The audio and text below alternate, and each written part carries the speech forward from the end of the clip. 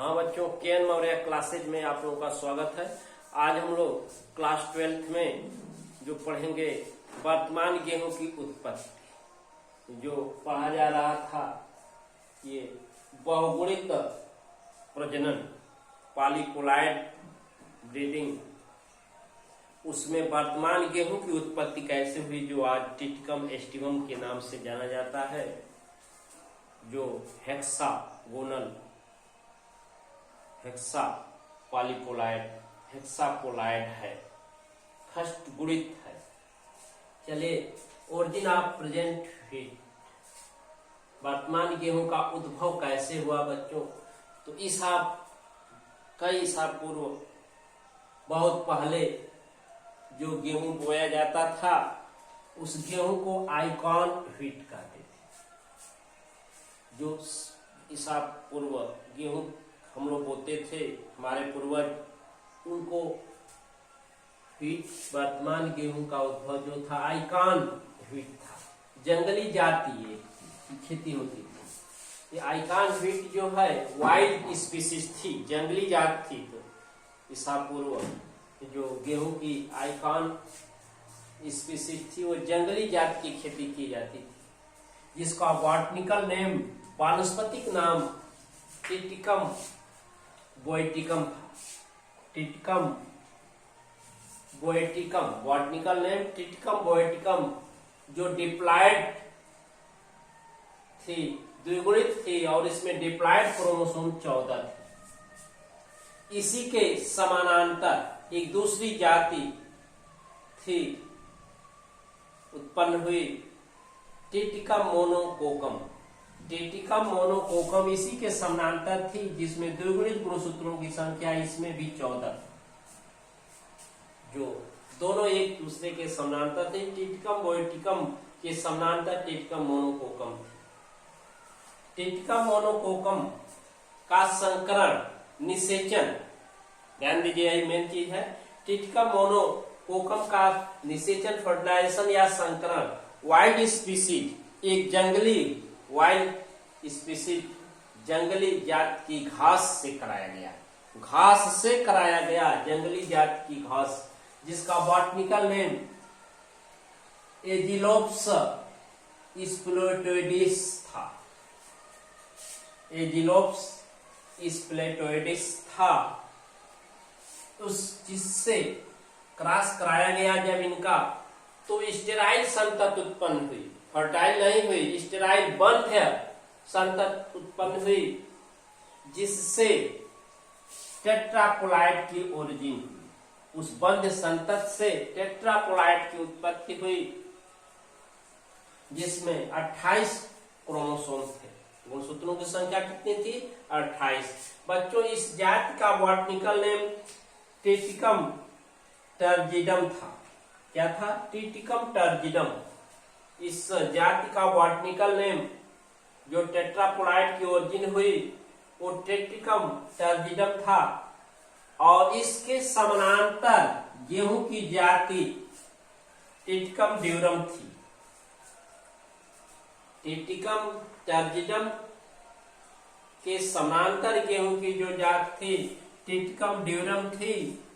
अब बच्चों, इस टिटिकम ड्यूरम, आगे के क्रम में टिटिकम ड्यूरम का संकरण, हाइब्रिडाइजेशन, टिटिकम स्क्वायरोसा से कराया गया।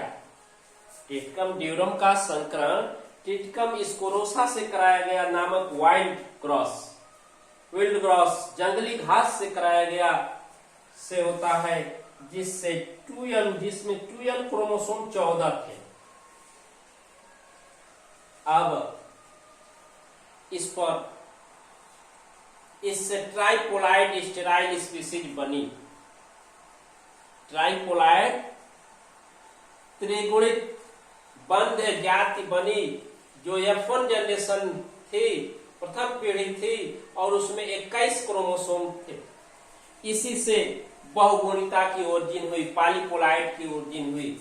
इस त्रिगुणित बंध जाति से बहुगुणिता की ओरिजिन होती है बच्चों, अर्थात ये डिप्लॉयड क्रोमोसोम 42 तो हो गए। ये 21 से 42 कैसे हो गए? जब इसमें पोलिसीन जैसे रसायन, तो ये F1 जनरेशन में 21 क्रोमोसोम वाली डिप्लॉयड हो गई, अर्थात 42 क्रोमोसोम युक्त प्रजाति बन गई। यही जाति वर्तमान में प्रयुक्त ट्रिटिकम एस्टिवम हेक्सापोलाइड है। यही जाति जो है, जो पोलिसीन रसायन से बनी, जिसमें 42 गुणसूत्र हो गए, तो वर्तमान गेहूं ट्रिटिकम एस्टिवम जो हम लोग बोते हैं वो हेक्सापोलाइड है, जिसमें गुणसूत्रों की संख्या 42 है। क्या है? 42। इसको वर्तमान में देखें तो साक्षात 42 हेक्सापोलाइड है, क्योंकि हेप्लॉइड क्रोमोसोम व्हीट में 7 होते हैं। अब बच्चों हम लोग आगे के क्रम में इसके बाद इसका क्रॉस आपको बता दे रहे हैं, रेखीय प्रदर्शन उसको हम बता देंगे कैसे रेखीय प्रदर्शन होता है। हाँ बच्चों, तो जो वर्तमान गेहूं बना है हेक्सापोलाइड, इसकी उत्पत्ति जो हुई आप जान गए, उसका रेखीय प्रदर्शन है कैसे। देखिए, सबसे पहले जो ट्रिटिकम मोनोकोकस, ट्रिटिकम मोनोकोकम फिट था, ये ट्रिटिकम मोनोकोकम जो जंगली घास के सिमिलर था, जिसमें डिप्लॉयड जो है ये क्रोमोसोम 2n जो थे, ये 2n जो क्रोमोसोम थे ये 14, और इसी का क्रॉस बच्चों करा दिया गया है वाइल्ड ग्रास जो जंगली घास है, एजिलोप्स स्प्लोइडिस, एजिलोप्स स्प्लोइडिस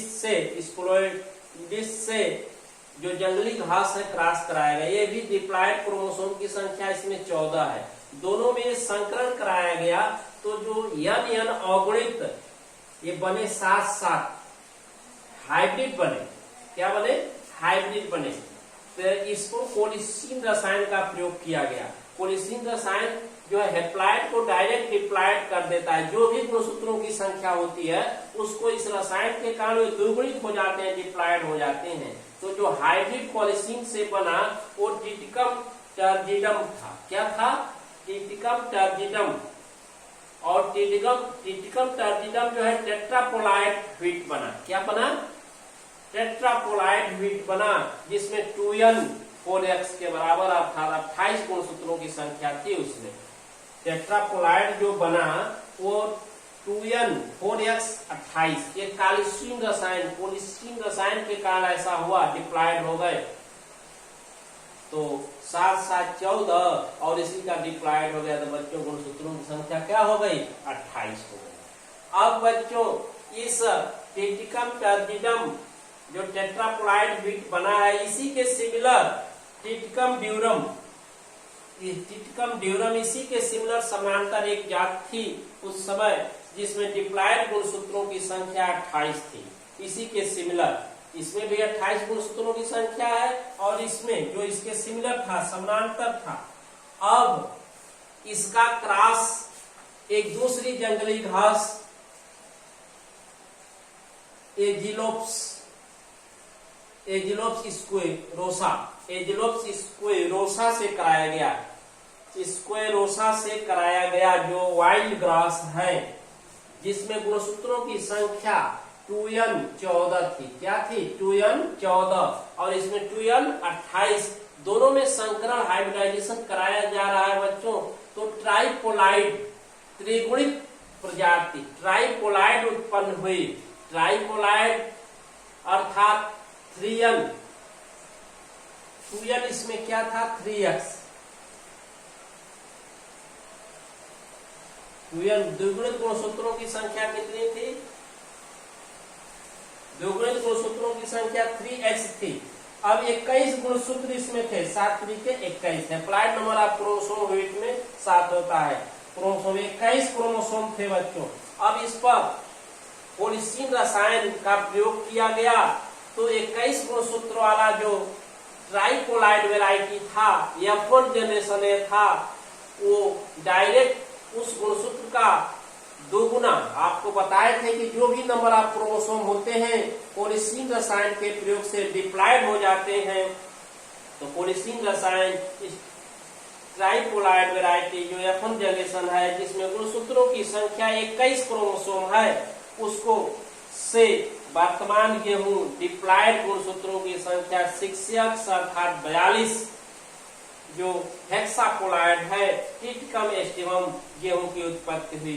जो आज का वर्तमान गेहूं है टिटकम एस्टिवम, तो टिटकम एस्टिवम जो है त्रिगुणित प्रजाति के कोलिसीन रसायन के प्रयोग से ये द्विगुणित गुणसूत्रों की संख्या, इसमें हेक्सापोलाइड 6X अर्थात 42 क्रोमोसोम वाली प्रजाति उत्पन्न हुई जो टिटकम एस्टिवम थी, वर्तमान गेहूं की प्रजाति थी। इस तरह से हम लोग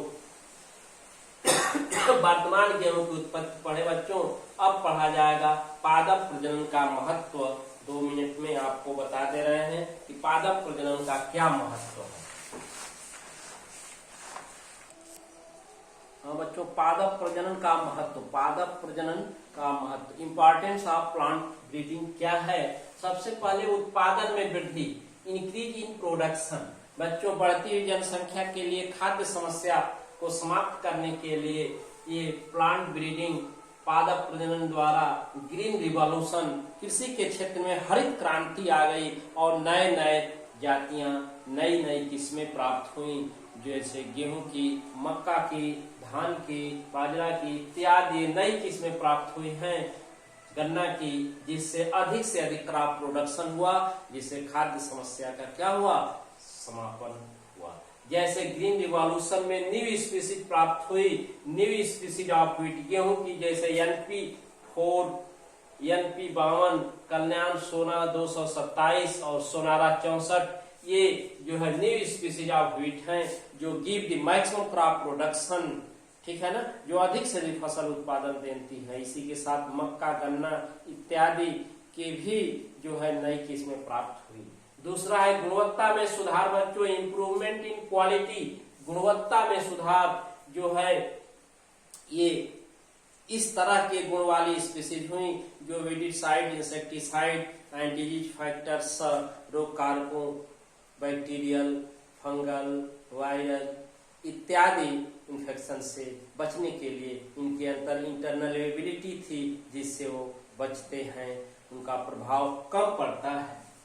रोग एवं पीड़ा प्रतिरोधी, रेजिस्टेंटिविटी ऑफ डिजीज एंड इंसेक्ट, इसमें ऐसी टेक्नोलॉजी फिट होती है क्रॉस के फलस्वरूप जो भिन्न भिन्न रोगों से छुटकारा हो गया। जो पहले ये रोग आते थे और फसल को बर्बाद कर देते थे, किसान परेशान हो जाते थे, जैसे लेट ब्लाइट ऑफ पोटैटो, आलू का अंगमारी रोग, जो बच्चों कहते हैं कि आलू पाला मार दिया, अर्थात सड़न आलू का गलन रोग, पूरे तना नष्ट हो गए और देखते हैं कि फसल बर्बाद हो जाती है। उसके लिए अब जो है ऐसी व्यवस्था नहीं है, जो नई जातियां आई हैं। Red rot of sugarcane, गन्ना का लाल गलन रोग जो है, red rot of sugarcane, गन्ना लाल होकर के उसमें शुगर शर्करा की मात्रा कम हो जाती थी, crop production, sugar production decrease हो जाता था। टिक्का डिजीज ऑफ ग्राउंडनट जो है मूंगफली का टिक्का रोग इत्यादि, जिससे मूंगफली की उत्पादन क्षमता कम।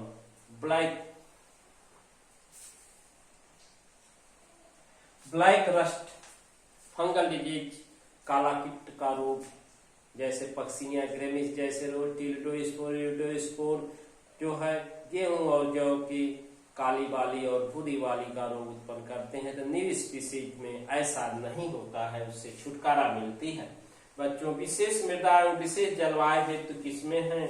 इस प्लांट ब्रीडिंग के द्वारा जो एडाप्टेड सॉइल है उसके एडाप्टेड न्यू स्पीसीज फार्म की गई है, वहां इंक्रीजिंग क्रॉप प्रोडक्शन बढ़ते हुए में फसल उत्पादन, जैसे पंजाब की मृदा में जो है मूंगफली उत्पादन के एडाप्टेड स्पीसीज तैयार की गई हैं। क्लाइमेट, विशेष जलवायु, उस जलवायु में किस तरह के स्पीसीज एडाप्टेड होती हैं और मैक्सिमम क्रॉप प्रोडक्शन देती हैं, उस तरह की जातियों का जो है नई डिस्कवरी हुई है न्यू प्लांट ब्रीडिंग के अंतर्गत। ये प्लांट ब्रीडिंग नई नई जातियों, नस्ल किस्मों को देकर कृषि के क्षेत्र में हरित क्रांति ला दी है। तो बच्चों इस तरह से हम लोग प्लांट ब्रीडिंग को समाप्त किए। अब आगे के क्रम में अगले वीडियो में हम लोग पढ़ेंगे जो है हरित क्रांति क्या है, कैसे इसके बारे में जानेंगे। वीडियो को पूर्ण रूपेण देखें, रिवीजन पीछे से कर डालें। आपका टेस्ट जो है 21 या 22 में होगा, इसकी सूचना हम वीडियो व्हाट्सएप से दे देंगे। Thank you.